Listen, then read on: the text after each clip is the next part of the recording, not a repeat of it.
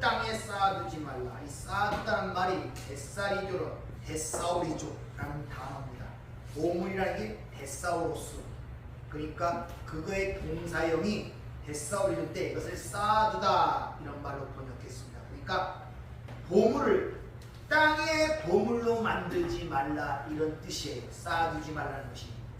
보물을 땅의 보물로 만들지 말고 보물을 하늘의 보물로 만들라는 것이 쌓아두다, 쌓아두지 말라 그 말씀의 의미를 하시기 바랍니다. 왜 그 부분이 중요하냐? 내 보물이 있는 곳에 뭐도 있다? 내 마음도 있다는 것입니다. 이것은 네가 원하고 좋아하는 곳에 네 마음이 있다는 건데 그 보물이 네 마음이라는 거예요. 그래서 그것을 에스겔서 36장 새 언약에 보면 새 마음을 주신다고 그러죠. 새 마음. 그 마음이 뭐겠습니까? 성령을 얘기하는 거예요. 우리 안에 진리를 얘기하는 거예요. 그것을 보물이라고 지금 표현했고 바로 그것이 네 마음이 되어야 한다 이렇게 말씀하시는 것입니다. 왜? 그 마음에 의하여 심판, 우리의 생사가 좌우되기 때문에 그래요. 그래서 무릇 지키라는 것보다 내 마음을 지키라는 것은 하나님이 주신 그 새 마음을 잘 지키라는 거예요. 왜냐? 그로부터 모든 삶의 문제가 드러난다고 하시는 말씀의 이유가 거기 있단 말입니다. 누가복음 22장 35절부터 이렇게 집어넣으라 그랬죠. 37절을 보면 내가 너에게 말하노니 기록된 바 그는 불법자의 동의로 영임을 받았다 한 말이 내게 이루어져야 하나니 내게 관한 일이 이루어져 가는다. 그들이 여짜오되 주여 보소서 여기에 검 둘이 있나이다. 대답하시되 족하다 하시니라. 이렇게 얘기를 하고 있습니다. 오전의 말씀을 기억하시면 여러분이 좀 쉽게 이해하는데, 자, 하늘에 그것들을 담은 그 어떤 그릇을 전대, 배나, 신 이렇게 이야기를 합니다. 그렇게 하늘의 보물을 담은 그것들을 또 다른 말로 하나님이 우리에게 주신 겉옷이라고 이야기를 해요. 그렇게 하나님께 우리에게 주어진 그 의의 옷을 입은 자들은 입은 상태로 있는 것이 아니라 그 겉옷을 전해주는 자로 살아야 한다는 것입니다. 근데 그 겉옷을 남에게 전해줄 때는 그것이 성령의 검이 되어야 하기 때문에 겉옷을 팔아 검을 사라는 말씀이 거기에 붙어 있는 거예요. 겉옷을 팔아 검을 사라 이 말은 그걸 바꿔서 물건 사들이 사라는 뜻이 아니라 그 겉옷이 성령의 검이 되어야 한다 이런 말입니다. 그래서 검에는 두 가지 종류가 있다고 했죠. 율법의 검과 성령의 검. 근데 율법의 검을 상징하는 헤레브라는 단어는 간홍이라는 단어이기 때문에 진리의 비가 오지 않음으로 말미암아 메마른 땅은 양식을 거둘 수 없고 굶어 죽는 그런 검이란 말입니다. 근데 그런 검이 되지 말아야 한다는 거예요. 그 겉옷은 바로 성령의 검이 돼야 그들을 살리는 검이 될 수 있다는 얘기를 오전에 여러분에게 말씀드렸죠. 왜 그러냐? 내가 불법자의 동료 되어 간다는 그 예언이 이루어지기 때문에 그렇다고 얘기를 하고 있습니다.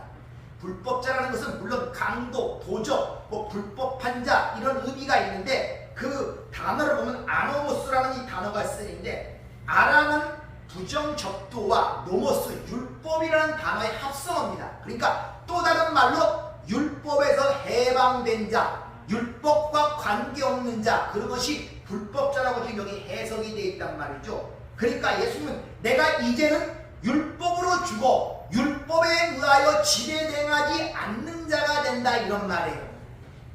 그래갖고 내가 그리스도의 영, 진리의 영으로 보물이 되어 네 안에 들어간다 이런 것입니다. 그래서 로마서 8장 1절에 뭐라고 얘기합니까? 그리스도 예수 안에 있는 자에게는 죄와 사망의 법에서 해방이 되었다고 그러죠. 뭐가? 생명과 성령의 법이. 바로 그 얘기를 지금 우리에게 해주고 있다는 것입니다. 이렇게 하나님께서 우리에게 주신 그 말씀이 진리, 성령의 검이 되지 못하고 즉 겉으로 드러난 세상적으로 드러난 율법으로 받아버리면 그것이 율법의 검이 되어 하려고 그것이 간음을 초래한다는 거예요. 그것을 성경에서 어떻게 설명하느냐? 예수님 십자가 상의 사건 사건이 벌어지기 전에 겟셋마네 동산에서 그 검을 사용하여 말고의 귀를 자르는 사건이 성경에 등장하죠. 바로 엉뚱한 그 율법의 검을 사용하는 자는 어떻게 될 것인가를 바로 베드로가 검을 사용하여 말고의 귀를 자르는 그 사건을 통해 보여주고 있는 것입니다. 요한복음 18장에 보면 베드로가 그 오른편 귀를 자른 자의 이름을 말고라고 합니다. 말고. 이 말고는 말라키에서 나온 말이에요. 멜기세덱이라는 말을 내가 설명드린 적이 있죠. 거기서 멜기가 바로 이 말고라는 이름이란 말입니다. 같은 단어란 말입니다. 그러니까 멜기세덱이 의의 사자, 의의 왕이라는 그런 의미를 갖고 있어요. 그런데 그게 의의 사자가 되고 그 의를 전하야 할 의의 사자가 나타났는데 그 장소에 엉뚱한 검을 가진 베드로가 오른편 귀를 잘라버리는 사건이 거기서 벌어진단 말입니다. 의의 사자의 오른편 귀를 잘랐단 말이에요. 왼편 귀도 알고 오른편 귀. 다시 말하면 예수님의 십자가의 죽으심을 통하여 의의 길로 가야 할 그 길을 막는 상징적 그림이 거기서 그려지는 거예요. 이런 사건은 또 한 번 그 전에 또 있었죠. 어디서? 마태복음 16장에서 내가 십자가에 죽는다 그러니까 절대 그런 일이 벌어지면 안 된다고 극구 말리는 그 베드로의 사건. 거기서 네가 사탄의 일을 한다 그러죠. 하나님의 일을 생각지 않고 사람의 일을 한다고.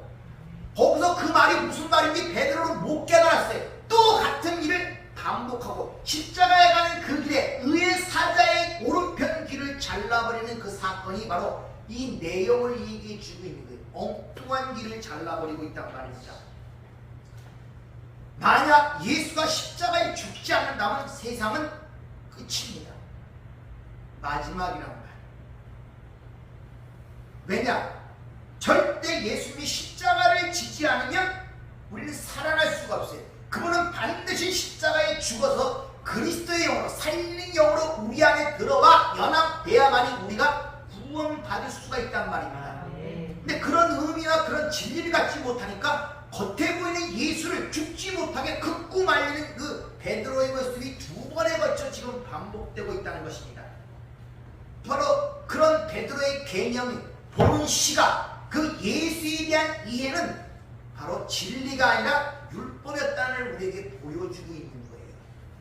예수님은 죽으셨어요. 아시겠습니까? 그분은 십자가에 죽으셨단 말입니다.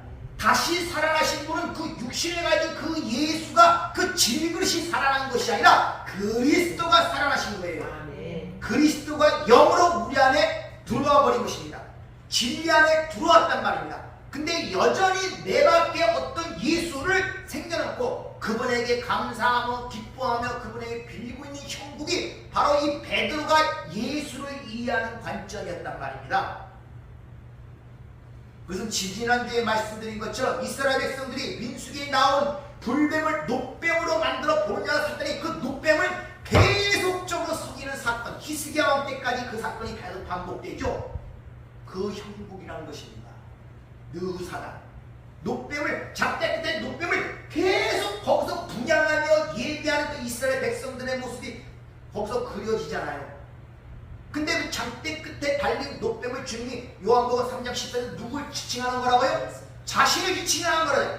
역시 여전히 이 시대에도 2000년 중 그 예수를 계속 분양하며 섬기는 것이 신앙인 줄 알고 살아가고 있다니까요. 그 놋뱀을 섬기는 거란 말입니다. 예수님은 죽어서 이제 영으로 그리스도로 우리 안에 들어왔다는 것을 여러분이 분명하게 인식을 해야 되기 때문에 고린도후서 13장에 네 안에 예수 그리스도가 계신 것을 항상 시험하고 확증하라 그러잖아요.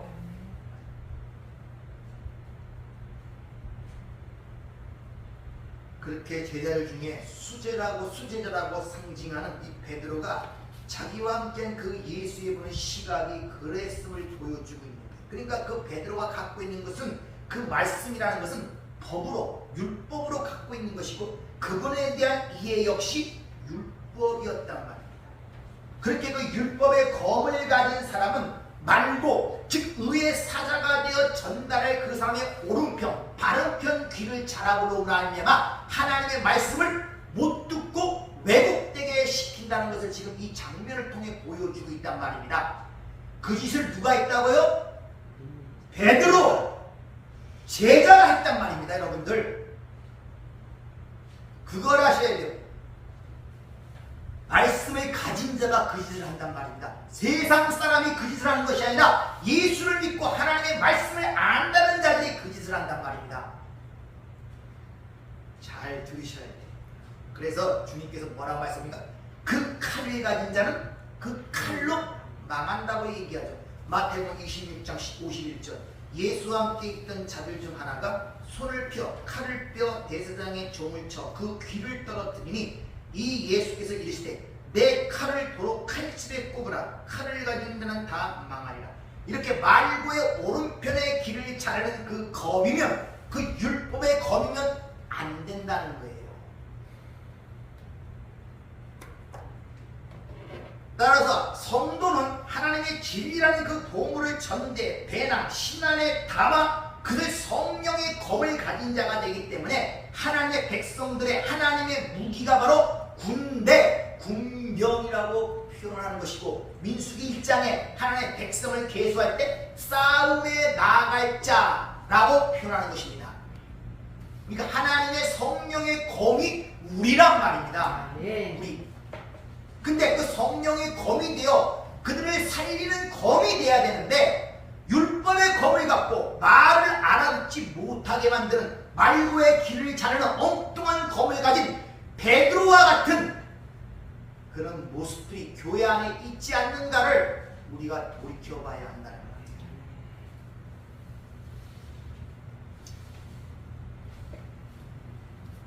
그래서 주님께서 이 땅에 오셔갖고 우리에게 뭐라고 얘기합니까?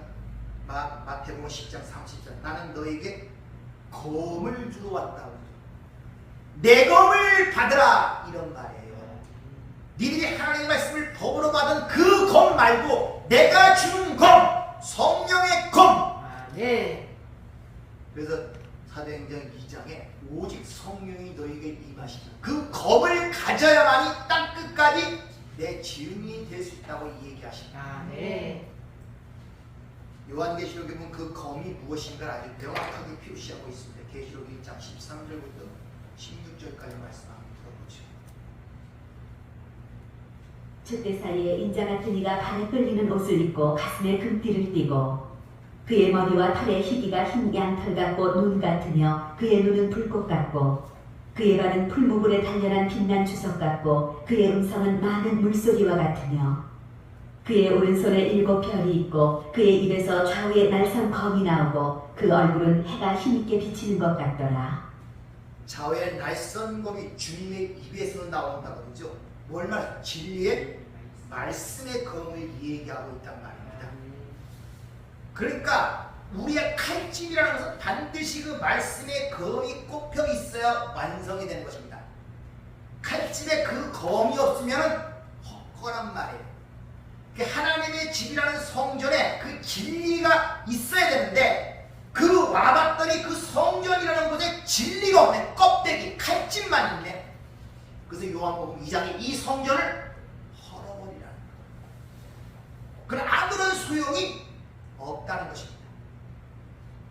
자기 신부를 찾으러 올 때 여러분 보이는 껍질을 찾는 것이 아니라 그 안에 자신의 진리가 있는가를 찾는다는 것을 여러분이 아셔야 돼요. 네. 진리가 있는가?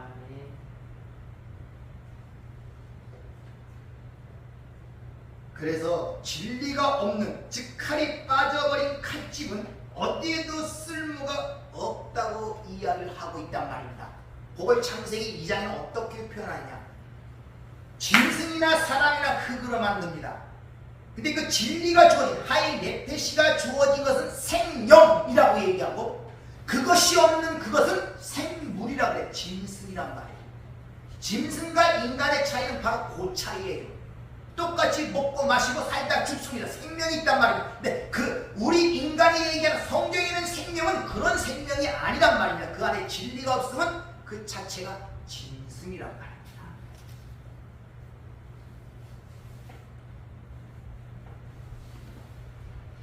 이렇게 전대, 배낭, 신, 겉옷 이 모두가 예수 그리스도가 육으로 죽으시고 영으로 살아나 우리 안에 들어와 연합될 때 주어지는 선물이란 말이에요.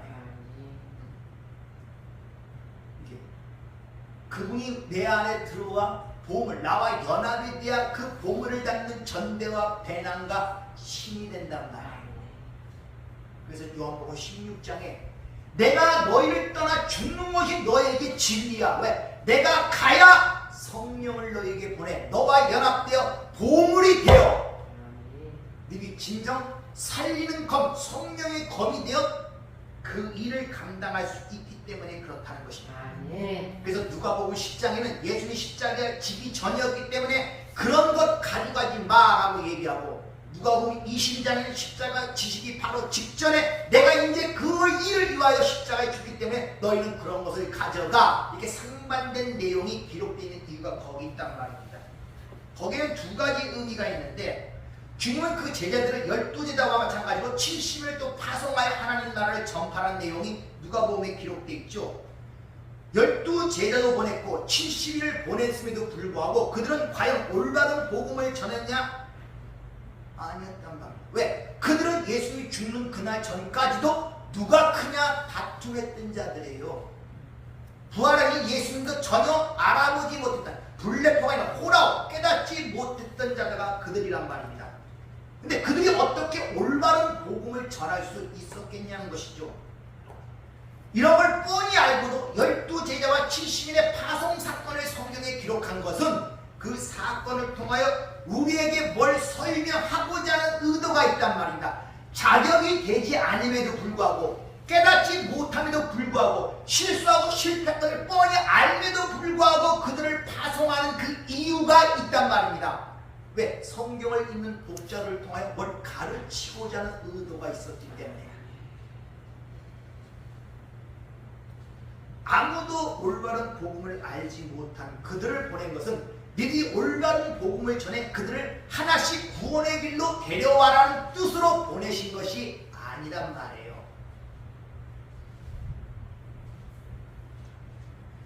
따라서 여러분들에게 어떤 하나님의 말씀이 임하고 어떤 것이 주어질 때 그것이 여러분이 생각하는 대로 그 방식대로 이루어지고 결과가 나타나지 않는다는 사실을 기억하셔야 돼요.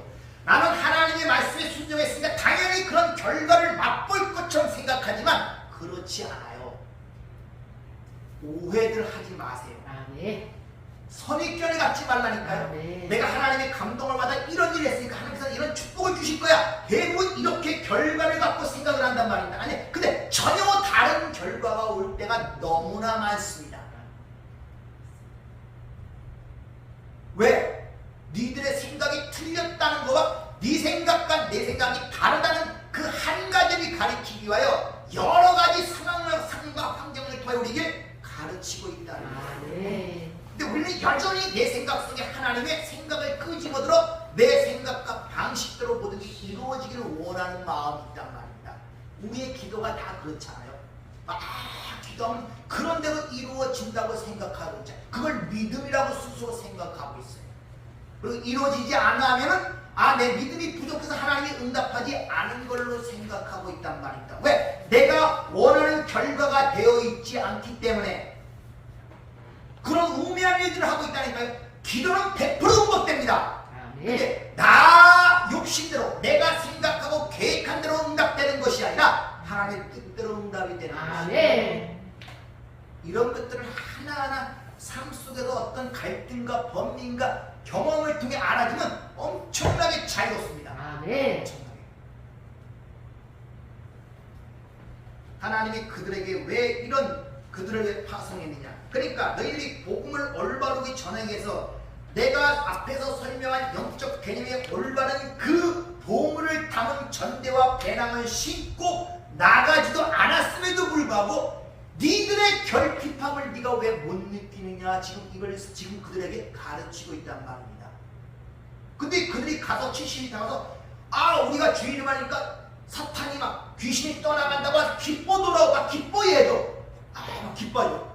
주님이 뭐라고 얘기하십니까? 내 이름이 하늘나라에 그리고 사탄이 너에게 복종한 걸로 그 기뻐할 일이 아니라는 것입니다. 네가 구원받은 그것이 기뻐할 일이라는 것입니다. 근데 이들은 올바른 보물을 갖지 못하니까 겉으로 나타난 표정만 보고 와서 그것이 마치 구원이냐 그걸 기뻐하고 있단 말입니다. 너희 진정한 보물을 갖지 못하고 성령의 검을 갖지 못했으니 가서 기껏해야 귀신이나 쫓아내고 병 고치니라고 해서 그것이 복음인 줄 알고 기뻐하고 난리치지만 그게 아니야. 하늘의 이름이 기록된 구원이 되어야 그게 진정한 기쁨을 그들에게 일러주고 있잖아요. 아, 네. 그걸 하나 먼저 가르쳐주고 있다는 것입니다. 그리고 또 하나는 너희들이 생각하는 그 차원적 배나 지팡이를 갖고 절대 그 구원에 이르는 복음을 접할 수 없다는 것을 그들에게 가르쳐주고 있단 말입니다. 그러니까 니들이 생각하는 그런 거 가져가면 안 돼! 라는 의미에서 그런 거 가져가지 마! 이렇게 말씀하신 거예요. 진짜를 가져가야 되는데 세상적 차원의 것들을 채워서 간단 말입니다. 그래서 선교라는 것들이 가만히 보면 멀쩡하게 행복하게 살고 있는 나라에 들어가갖고 복음 전한다고 문명을 갖고 들어갔고 햄버거를 갖고 들어갔고 진통해서 싸움을 만들어 놓고 행복한 삶을 불행하게 만들어 놓고 온다니까요. 진짜를 갖고 가야 되는데 세상 차원적인 것을 갖고 간단 말입니다. 그런 걸 잔뜩 사들고 가서 잔뜩 먹여주고 입혀주고 사람 심성만 변화시켜 놓고 온 거예요. 진짜 복음의 증강무시합니다. 그래서 선교 차원에서 무슨 전략이니 방법을 논할 것이 아니라 진짜 보물을 담아야 할 그 보물이 무엇인가에 대해서 고민을 해야 된단 말이야. 진짜를 담고 가냐 말입니다. 그래서 네가 그 진짜를 담고 간다면 다른 것들은 필요가 없어. 그래서 그런 걸 가져가지 마 라는 의미도 그 속에 포함이 되어 있는 거예요. 이 두 가지 의미를 그들에게 가르치기 위하여 그 이야기 뒤에 붙어보아 율법 교사의 질문이 붙어있고 그 율법 교사의 질문에 대한 답변으로 선한 사마리아인의 그 답변이 붙어있는 거예요. 자, 내가 이웃을 사랑해야 되겠습니다. 이렇게 이야기를 하죠. 이게 선교의 개념 아닙니까? 응? 내가 주머니로 전대로 배낭으로 칼을 깎아서 내가 이웃을 섬기고 이웃을 구원해 주는 가로 가겠습니다. 율법교사가 그런 각오로 우리의 이웃이 누굽니까? 이렇게 물었더니 주님이 얘야 그런 세상적 차원이 아니야. 네가 불쌍한 이웃이야. 네가 먼저 그 보물을 가져야 돼. 아, 네. 그게 선한 사마리아인의 비유 아닙니까? 아, 네. 근데 우리는 그 내용에 대해서는 관심이 없어요.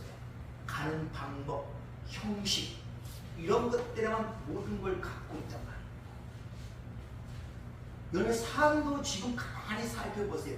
내용을 중시 여깁니까? 형식과 방법을 중시 여깁니까? 어느 쪽을 중시?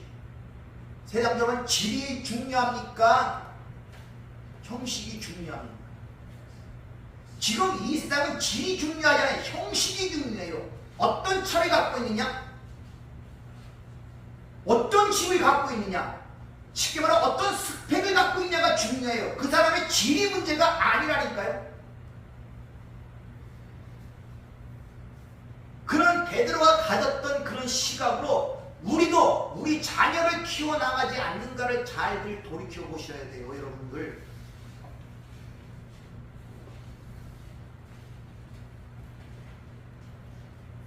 그래서 누가복음 9장 앞장, 10장 앞장에 보면 이런 말씀이 있습니다.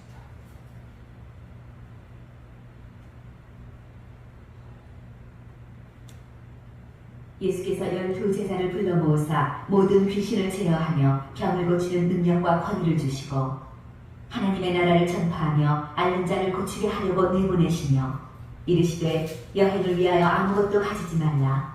지팡이나 배낭이나 양식이나 돈이나 두 벌 옷을 가지지 말며 어느 집에 들어가든지 거기서 머물다가 거기서 떠나라. 자, 이 말씀을 핵심으로 요약을 하면은 말씀은 다 복음을 전하여 생명을 주고 와라, 생명으로 완성시키고라 하는 그런 의미로 말씀하셨단 말입니다.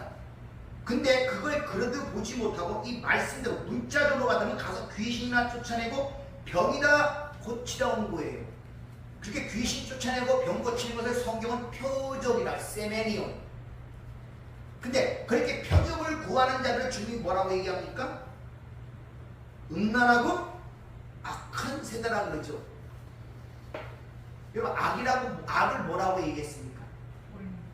그죠? 보이는 것대로 살아가는, 보이는 걸 생명으로 삼는 자를, 이걸 악이라 그래요. 음행은 성에서 음행이 뭡니까? 아니 하나님 사랑 안 하고 세상 사랑하는 게 음행이죠. 다 이거 세상 것들을 얘기하는 거예요.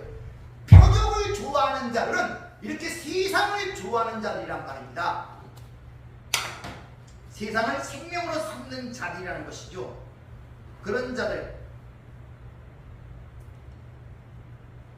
그러자 주님께서 그 이야기를 듣고 이제 얘기합니다. 야, 니들이 나를 누구라느냐? 이렇게 물어요. 표적을 구하니까. 그들이 나름대로의 자기가 아는 예수에 의해서 어떤 사람은 엘리야는 하늘에서 불이 떨어지고 병거 터 기적의 어떤 특징적 그 능력의 표상으로 엘리야입니까? 어떤 사람은 세례요한, 율법적 세례를 줘서 회개시키는 율법적 구약의 마지막 선지자 아닙니까? 어떤 자는 선지도 기적과 이적을 행해진 만사입니까? 전부 다 그런 것으로 예수를 보내. 그런 시각을 갖고 있으니까 바로 표적만을 원하는 거예요. 표적만을. 진리는 관심이 없어요. 그런 거 몰라도 된다는 거예요.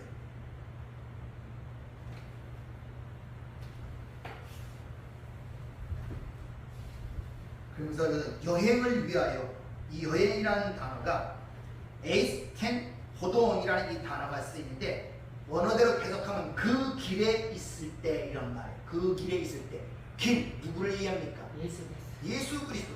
그리스도와 함께 있을 때. 내가 길에 있으니까 그때를 얘기하는 거예요. 그때.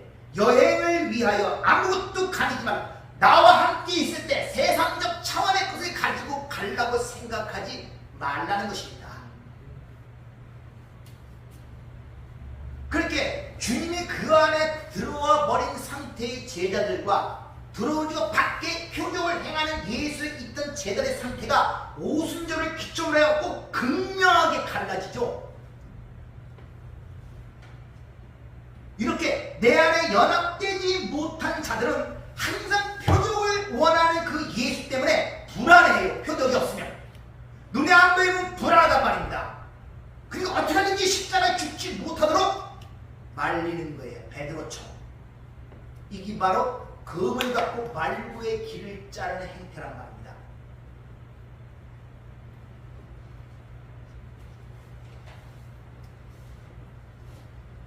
내가 너희와 함께 이 길을 갖고 있는데 너희가 세상적 차원의 지팡이나 배나 양식, 돈, 부고로 이런 것은 안 된다. 그래서 반드시 교회는 가르치는 자가 있어야 된다. 그래서 주님께서 마태복음 28장 마지막 절, 내게 분부한 것을 가르쳐 지키라. 이렇게 그 원어로 보면 이렇습니다. 디다스코스텐스 아우투스 텔레이 판타 호사 에넬레이 마멘 휘민. 무슨 말이야? 디다스켄테스 동문사 명령, 동문사 명령 현재형이니까 지금 반드시 가르치는 가운데 있어야 된다. 어떻게? 아우투스 텔레이, 그들이 간직할 수 있는 상태로, 지킬 수 있는 상태로, 이런 뜻이에요. 지금 반드시 네가 가르치고 있어야 되는데 어떨 정도로, 그들이 그걸 간직할 수 있을 정도로, 그걸 보존할 수 있을 정도로 지켜야 된단 말이야. 근데 그것이 뭐냐? 바로 판타, 모든 것, 호사, 에네테일, 메넨, 휘민, 즉 내 안에서 완성된 모든 것, 너희를 위해 완성된 모든 것, 내 안에서 완성된 너희에 있는 모든 것, 그것을 가르쳐갖고 계속 가르쳐서 어떻게 할까지 마음에 새기도록 간직하도록 해야 된다, 이런 말이에요. 그 들은 말씀 또 듣고 또 듣고 또 듣고 새겨지고 새겨지고 새겨질수록 귀가 따가리 않도록 들어야 된단 말이에요.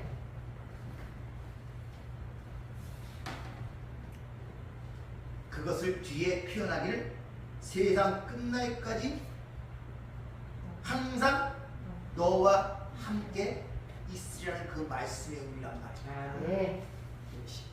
그게 항상 끝에 있으면 내 안에 그 말이 새겨져. 진리가 된 마음이 되어야 된단 말이야. 내 밖에 율법이 돼버리면 안 된단 말이에요. 여러분들 이렇게 12지다 70인이 그렇게 하나님 나라를 전파하는 그런 모습이 뭐냐면 바로 전파복음이라는 것입니다. 전파복음.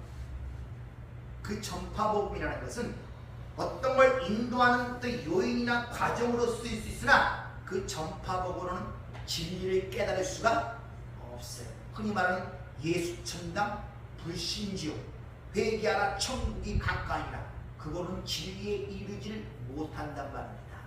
반드시 가르치는 자에 의하여 진리가 되어야 된단 말입니다. 네. 근데 그런 거 많이 하는 사람들이 내가 복음을 전했다 그러죠. 그렇게 말하면 안 돼. 그건 복음이 아닌 것입니다.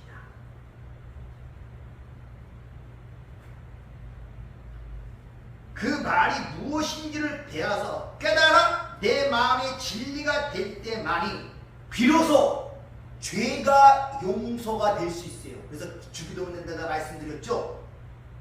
우리에게 그 일용할 양식, 그 하늘의 양식을 내가 먹게 되면 제일 먼저 일어나는 게 뭐라고요? 주기도문 처음부터 또 이어가야 됩니까? 우리가 우리의 죄를 용서한 같이 우리의 죄를 용서해 주시고 비로소 용서가 일어나요. 그 진리를 모르면 절대 용서가 일어나지 않습니다. 그럴 때만이 죄로부터 우리가 그갈 수 있다는 것을 여러분들이 아셔야 된단 말이에요. 죄 자체를 용서할 수가 없다는 것이죠. 그러니까 진리를 알지 못하면 그건 구원도 아니고 아무것도 아닌 것입니다. 쉽게 말하면 집에 칼이 없는 상태, 성전에 하나님이 거하실 성전에 하나님이 없는 상태의 헛것이란 말이에요. 그래서 우리나라에 기독교가 처음 들어왔을 때 예배부터 이끄는 것이 아니라 주일 학교부터 시작을 했어요. 가르치지 않고 진리를 알지 못하는 자가 예배가 그게 온당한 예배가 되겠습니까? 전부 다 자기 사역에 의한 예배가 되는 거예요. 쉽게 말하면 불상 앞에 자기의 복을 받기 위해 무릎이 까지도록 천배하는 것과 똑같은 형국이란 말입니다. 그런 예배들은. 그래서 기독교의 예배는 하나님과의 소통, 진리의 교제를 얘기하는 것이지 세상이 얘기하는 어떤 외적인 형식이나 틀에 의하여 나타나는 것이 아님을 여러분들이 아셔야 됩니다. 따라서 전파복음 그 자체로는 절대 진리에 도달할 수가 없다는 것입니다. 따라서 하나님은 그런 표적을 통하여 하나님 나라가 영생이라는 진리를 전파하는 데 하나의 도구와 요소로 사용하시는 것이지 그 자체가 구원이나 복음을 이야기하는 것이 아님을 아셔야 돼요. 예수 믿으면 구원받습니다. 예수 믿습니다. 그럼 구원 받습니까? 그런 한때 그런 이단도 있었죠. 내가 예수 믿습니다. 내가 예수 믿으면 바로 구원입니다. 예수가 누군지도 모르고 구원이 뭔지도 모르고 죄가 무엇인지도 모르는데 그렇게 당신이 말을 하면 구원을 받는데요. 죄가 뭔지, 회개가 뭔지, 하나님 나라가 뭔지, 죽음이 뭔지, 사망이 뭔지, 하나님이 누군지, 예수가 누군지, 그리스도가 뭔지도 모르는 그 사람이 예수 믿습니다. 뭐야? 구원 받습니까? 그게 무슨 구원이에요? 구원이. 절대 진리를 깨닫지 못하면 구원에 이를 수가 없어요, 여러분들. 그래서 반드시 여정, 과정이라는 게 필요하기 때문에 하나님께서 이 역사, 이 시공간, 역사와 시간을 창조하시고 그것을 펼쳐 보이시는 거예요. 지금 우리가 사는 이 세상이 그러한 곳이란 말입니다. 따라 성경에 일어난 일이 지금 이 세상에 똑같이 일어나고 있는데 오전에 말씀에서 창세기 3장의 사건이 그때만 일어난 것이 아니라 역사 일에 계속 반복되고 있는 것이 바로 이 세상이란 말입니다.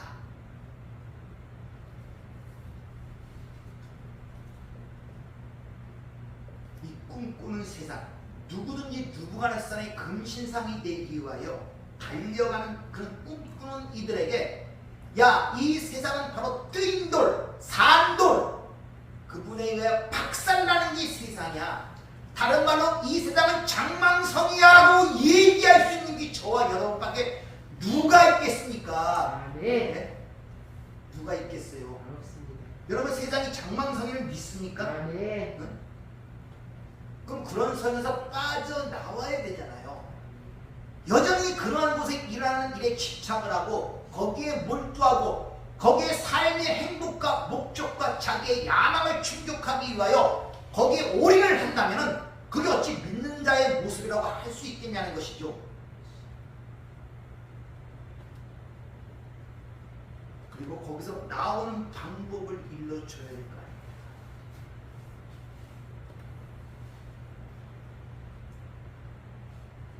이렇게 하늘의 보물을 쌓는 자들의 이 삶이며 보물이 된 이들의 이 땅의 삶의 현실이란 말입니다.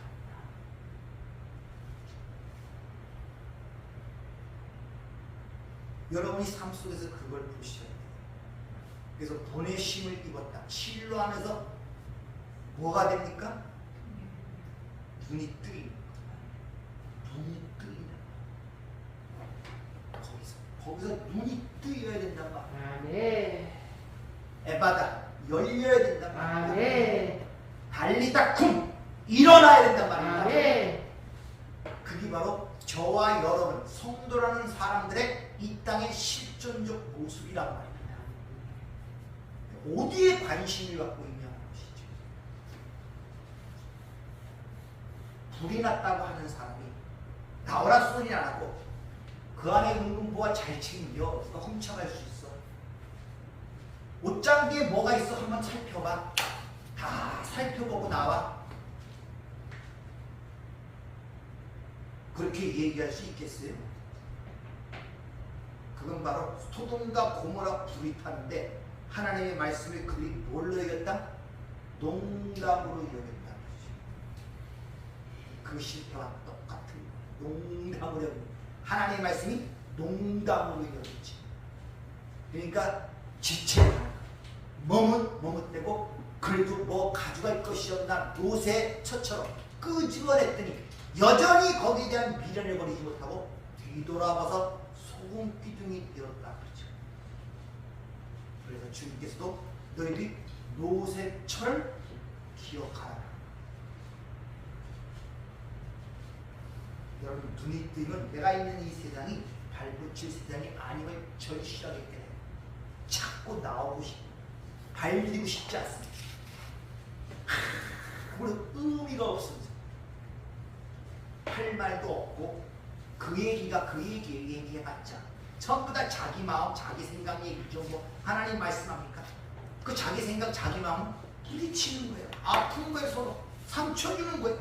그리고 싸워.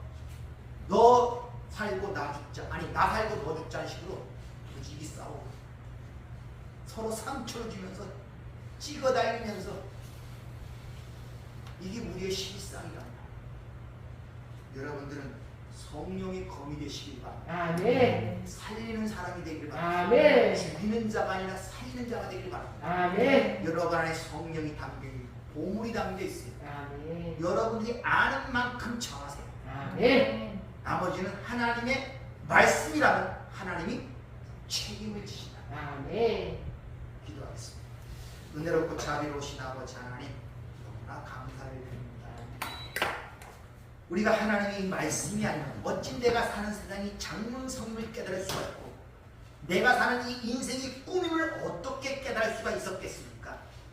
그러나 그 부분을 주님의 은혜로 깨달아 내 영원한 생명을 주셔서 이제 주님과 동행하는 삶 속에 하나님이 만드신 세상을 지금 돌아보는 가운데 있습니다.